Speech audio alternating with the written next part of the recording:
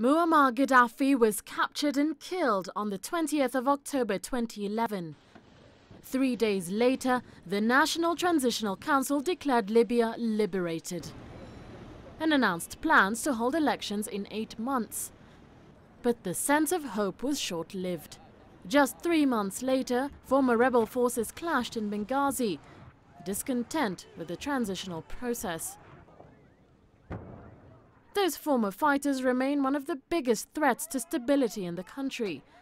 Let's fast forward to August 2012, when the transitional government handed over power to the General National Congress elected in July. Again, Libyans hoped this would be an end to violence. A mere month later, the US ambassador and 3 other Americans were killed in Benghazi. Rebels also began their months-long blockade of oil terminals. In October, Prime Minister Ali Zaidan was briefly abducted by armed militiamen. He was sacked 5 months later for failing to stop a tanker laden with oil from leaving Libyan waters. Ahmed Maiteg was appointed Prime Minister in his stead. Unrest continued in the country. But that escalated in May this year, when renegade General Khalifa Haftar launched a campaign against Islamist militia. That included airstrikes.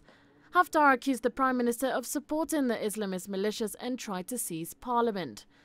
Earlier this year, that led to a split within Libya's leadership, with 2 parliaments trying to run the country. Today, fighting continues to rage, effectively halting any form of growth or stability in the North African nation. Maria Galang, CCTV.